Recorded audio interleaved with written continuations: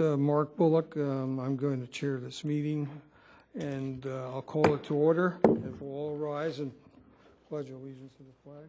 I pledge allegiance to the flag of the United States of America and to the republic for which it stands, one nation, under God, indivisible, with liberty and justice for all.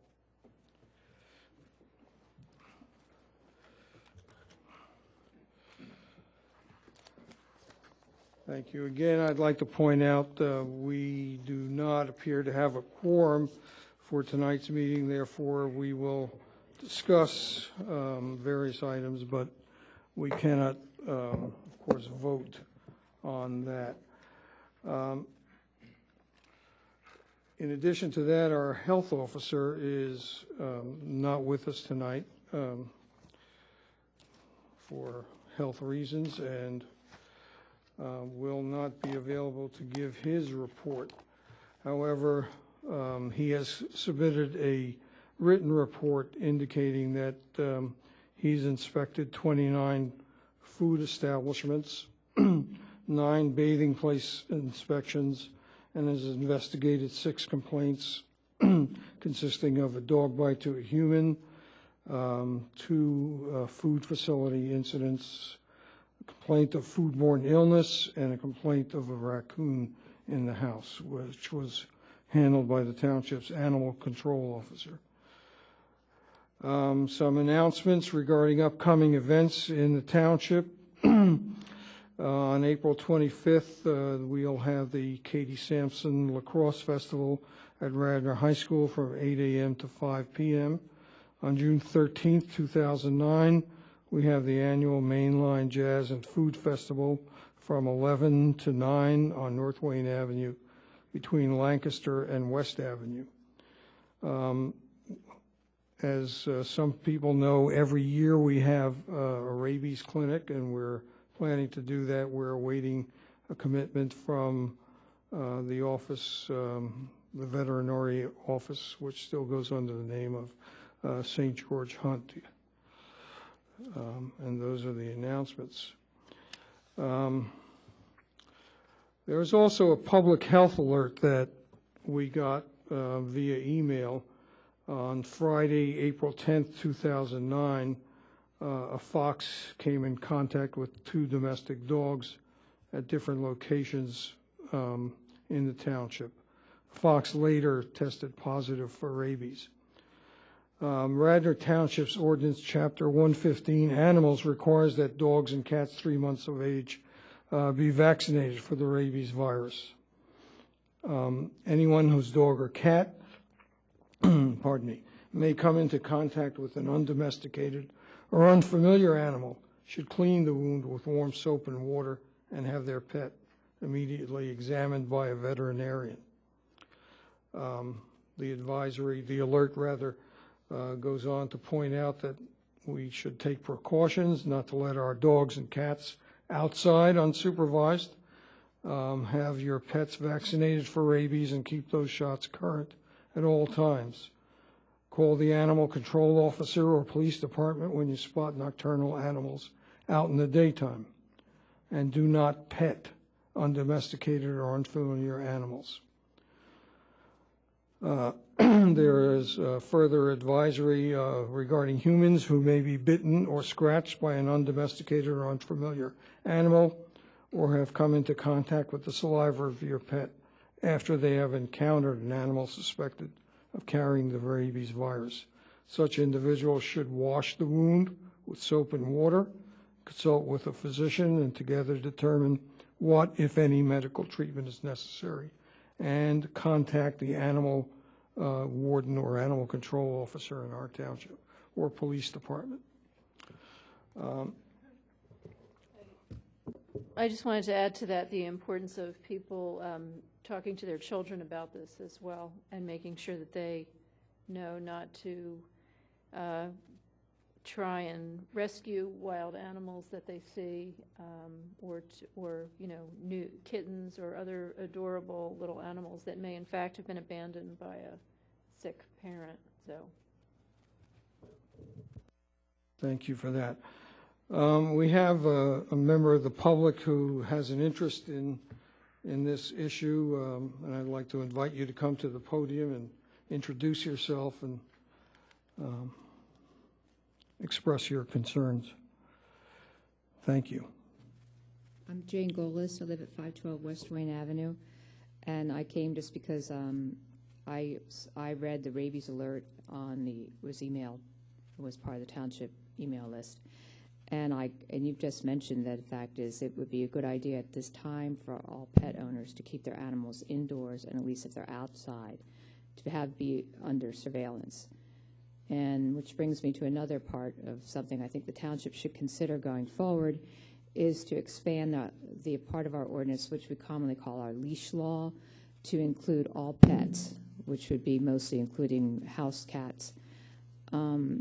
It's the current thinking most veterinarians and humane societies, like the Mainline Animal Rescue, they do not, cats should not be outdoors. Cats should be indoor cats, or they should be, under their owner's control if they are outside, just as if you were walking your dog. I know that most unknown wounds to pets in the township is usually to a cat, and also all feral cats, stray cats come from pets that got lost or weren't neutered, and then there are more cats, and they are a detriment to our native wildlife.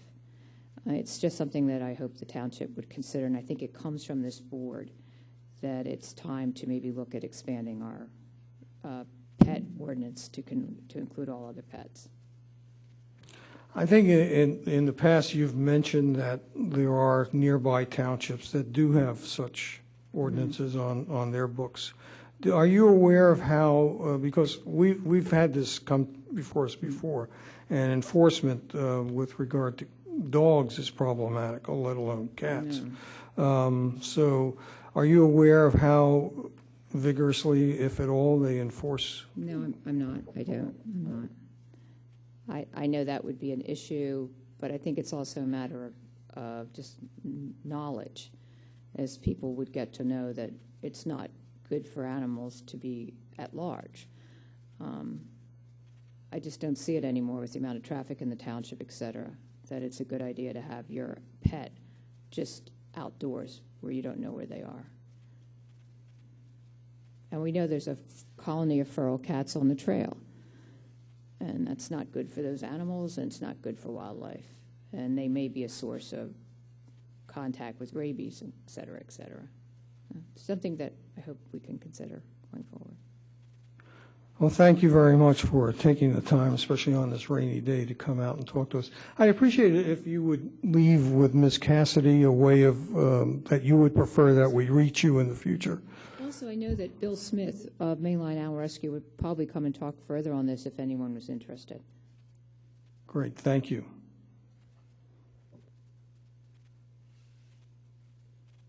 Okay. Under old business, we have our usual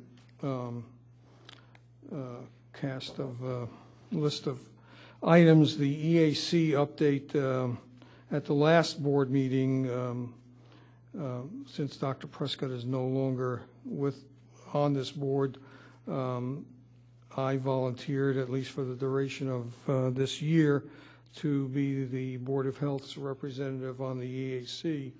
And the first meeting is coming up this week, so I actually don't have an update to bring before you. Medical environment and healthcare access, Mark Bullock did not leave me any report with regard to that. I'm not aware if anyone else has any information with regard to that. Let me skip to item D, which is fluoride in the drinking water. I don't, Dr. Tinianov was supposed to contact, she is on this board and is a dentist herself, was supposed to contact someone who was interested in coming to speak to us further on this issue, but she isn't here. So we'll have to defer that to the next meeting. Amy, do you have anything with regard to the Radnor flu mist clinics? Yeah, I have a couple things in regard to that and the other health alerts that we got this week. In regard to the flu mist clinics, I did contact both the middle school and high school Radnor PTOs and offer, and say that I would like to come speak to do general sort of immunization update and also talk about upcoming changes in school immunization regulations. So I have that scheduled with the one of them. I forget which one it is. Whichever one Lydia Solomon is the head of. It's that. She's the PTO president for the high school. Oh, right. Okay, so that I have it scheduled for the high school, and I will pursue still the middle school. I believe they only have one meeting left this year, so if not, before the summer, I will follow up again and do it first thing in the fall. So that's one thing. So because I think we talked about how we had relatively low participation, and yet I think we can pretty safely assume that there were still pretty high rates of unimmunized kids in the school system. And starting this year, it is a recommendation from the Centers for Disease Control and Prevention for all kids up through age 18 to get their annual flu immunization.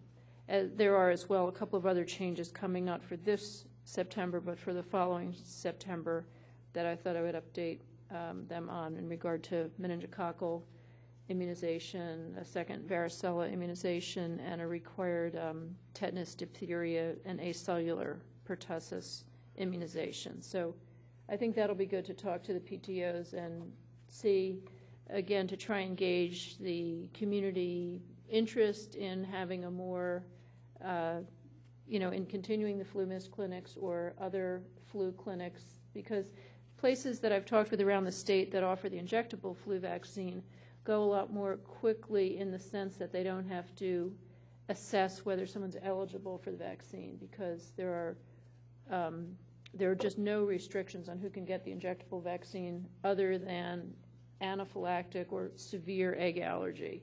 Whereas for the flu mist, there are several other things: asthma, any chronic medical condition, sickle cell, and as I say, any chronic medical condition. So there's a little more in the assessment. And so anyway, I think that'll be a good thing to talk about.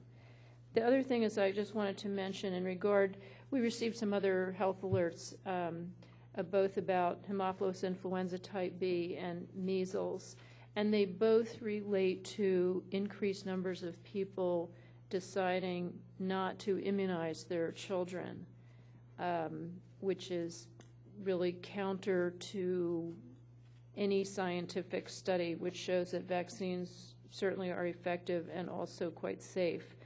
With the Haemophilus influenza type B, that's partly related also to the fact that there's a shortage of the vaccines, so children are getting still the first 3 doses, which are called the primary series, but deferring what's called the booster dose. And what that means is the first 3 doses are sufficient to ensure that the person being immunized themselves will not get sick, but is not sufficient to ensure that they don't still carry the organism in their nasopharynx, which is the very back part of the nose and sort of start of the throat. So that means that there's more of this organism being carried back there. So people who decide not to immunize their child have a greater chance of coming into contact with the organism. So if your child is still getting these first 3 doses, your child is quite well protected. However, people who are relying on what we call herd immunity, or the fact that everyone else gets their kids immunized, cannot rely on that to the same extent, because this organism is still floating around in the nasopharynx of kids who are immunized. And so the cases that we've seen in Pennsylvania and around the country are related really to a combination of people deciding not to get their child immunized and relying on herd immunity, and the fact that the herd is sort of not quite as immune as it was prior to this vaccine shortage, which is expected to be resolved sometime later this year, early next year.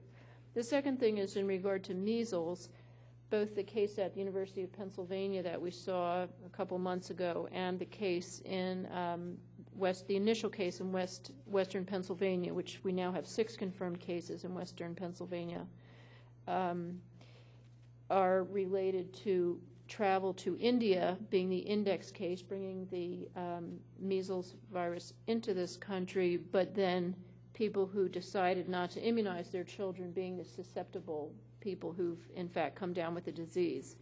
So I think, again, everything is just a plane ride away. Here we see it literally. And I just saw today, in fact, there was a first case in, I don't know how long, in a while, of rubella or German measles in Minnesota. So that's something that we haven't seen in this country for a while. And as you may or may not remember, rubella is not really so dangerous to the adult who gets it, but it is to the fetus of a pregnant woman. So for people who, so I think although, okay, this is just one case and hopefully it will be the only case, it certainly is of concern. And the report I saw did not have the particulars of where this person could have contracted the disease. She must have gotten it from someplace, or what her immunization status was or anything else about it. I mean, the other sort of background piece is that we have a much larger population of people who are immune suppressed in some way, and so who are more susceptible to diseases and who are not always eligible for all vaccines. They're eligible and in fact recommended to get most of them, but to some extent it's up to the rest of us to make sure that we are fully immunized to provide that herd immunity. So I wanted to mention those two things related to the health advisories that we've been getting. Did you have things to add to that? Well, thank you, Amy. I don't know if we know why people are deciding not to have their children immunized. I suspect there are many reasons. There, on one of the programs on our local NPR station today, there was a program on autism, and the program brought out that that is one of the reasons why some people are electing to not get their children immunized, i.e. the rise in the gross numbers and the percentage in the population of kids who have been identified with autism is apparently on the rise, and there are many who think that vaccines have something to do with it. And while that was just a brief part of the program, it was not surprising to me that the person being interviewed about it, who was a professor of epidemiology at the Drexel School of Public Health, was at some pains to point out that basically that the risks inherent in not getting your child immunized are far outweighed by the benefits, and that in terms of whole populations, that there is no causative link that has been identified with immunizations and the increase in autism. Okay. Wanted to make one comment about the public alert. Do we know if this is on the township scroll? Is it? Is it? Good, great. Thank you. I just wanted to make one comment. I mean, that issue of whether there is a possible connection between vaccines and autism has been quite extensively studied from a number of aspects. One has been the idea that a mercury compound called thimerosal, a preservative in multi-dose vaccines, whether that could cause autism. And the second idea has been whether measles, mumps, rubella vaccine could cause autism. And a third idea has been somehow the fact that kids get a lot of vaccines, quote, a lot of vaccines at one time could cause autism. And each of these ideas has been quite extensively studied in terms of comparing groups that did have that factor with groups that didn't have that factor. Do you see a difference in rates of autism between those two groups? No, you do not. The second way it's been studied has been looking at When that factor is introduced, when a vaccine is introduced, you see a spike in cases of autism. Or in countries where a vaccine has been discontinued, as in Japan, where the pertussis vaccine was stopped being used because of fear of autism. Did you see a decrease in autism in Japan in that circumstance? No, you did not. What you saw was an increase in pertussis and an increase in pertussis deaths, but you did not see any change in the trend line of autism. So the autism is increasing. Some of that increase is due to a change in the way that it's diagnosed and incentives in terms of services that are available once. But I think aside from that, I think there is a true increase in the rate of autism. What its cause is not known, but this is one area. The different aspects of vaccines is one area that has been extensively studied, hundreds of thousands of kids in many different countries, and the science is clear that vaccines are not the cause of autism. So, rather than continuing to fund studies in this area, it would be much more fruitful. I mean, aside from the genetic component of autism, which we know is real, I think looking in other areas would be much more fruitful use of research dollars than continuing to sort of, to look in this area that has been quite extensively studied and disproven. Thank you. Yes, and you've essentially echoed the sentiments expressed on the program I cited earlier. I want to take a few minutes to talk about Radnor Health Matters. Two health issues there.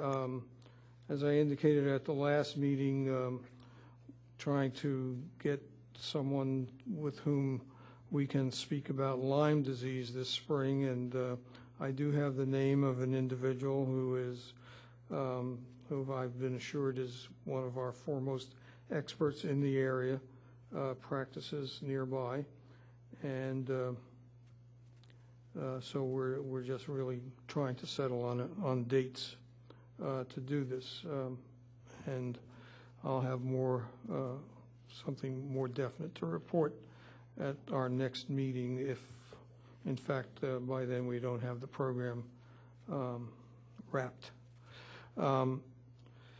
The other issue with regard to Radnor Health Matters is the distribution to our citizens of the Emergency Preparedness Guide that we've all seen, and I had prepared and sent via email, and you have at your places copies of the second draft and the proposed budget. I should point out there are some blanks in there that we have to fill in, but those are fairly routine sorts of things like telephone numbers and dates. The projected budget, I just wanted to explain, is there are two figures that are used.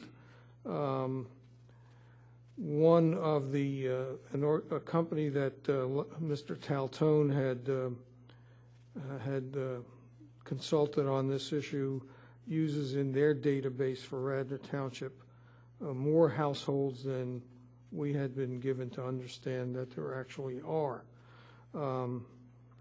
I would still want to go with the number that the township itself uses for other types of mailings.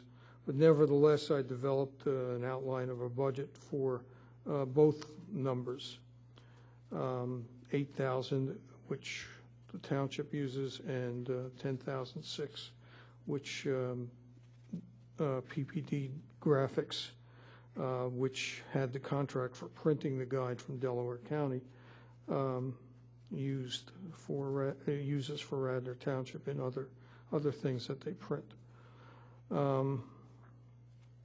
The amounts are indicated on the draft of the budget. And the only other thing before I open this for discussion and questions, if you have any, is that in my own experience in securing grants from other organizations for other projects, many grantors like to see some kind of contribution to the project from the grantee. And this can, of course, be in the form of in-kind services. And some of the things that I suggested is envelope stuffing, delivery to the post office, those sorts of things. And a dollar amount can be applied to in-kind services, which would then become part of the budget. And moreover, if we were able to do that, it would eliminate the line item of processing, which appears in your budget, the third item down.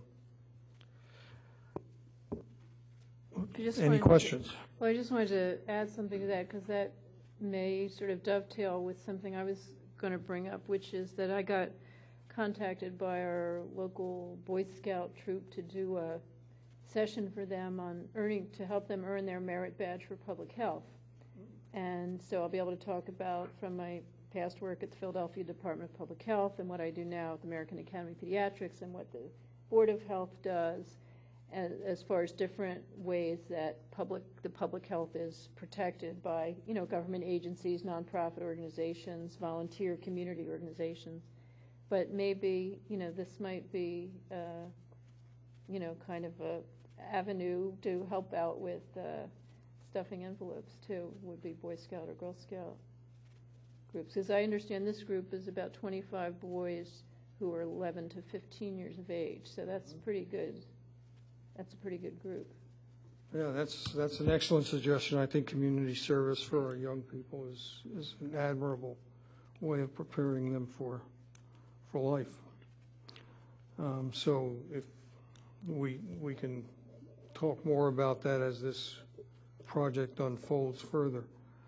But I personally don't see any reason why we have to have a line item for processing when there are all sorts of ways to do that.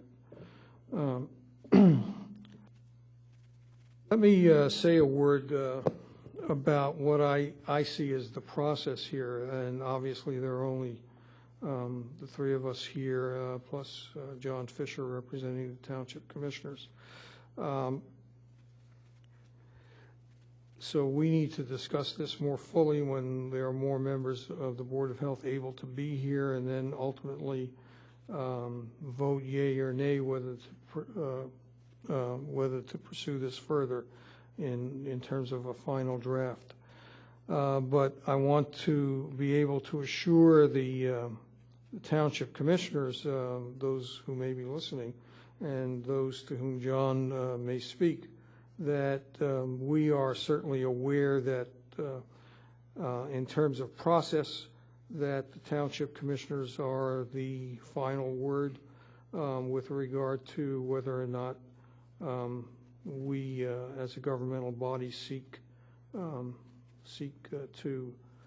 get a grant monies from any organization, and we would not proceed without their authorization, and in fact even sign off on a cover letter to the foundation. So that's what I would see as the process. Anything further for tonight's meeting? Well, Herb, I just wanted to thank you for taking the time to develop that, avenues for funding and writing up the draft of the grant proposal. I think it's an important, and I know things like that always take time. I'd like to give my second on that, even though we can't vote on it. Well, thank you both for your support, and obviously one foundation, there are others out there, and we can always use similar processes for other projects in the future, and I think it's promising for us to do that because, as we know, in these tough economic times, the township itself is in no position to fund some projects that we may from time to time seem to consider to be worthwhile. Is there any other new business? With that, we'll adjourn the meeting. Thank you.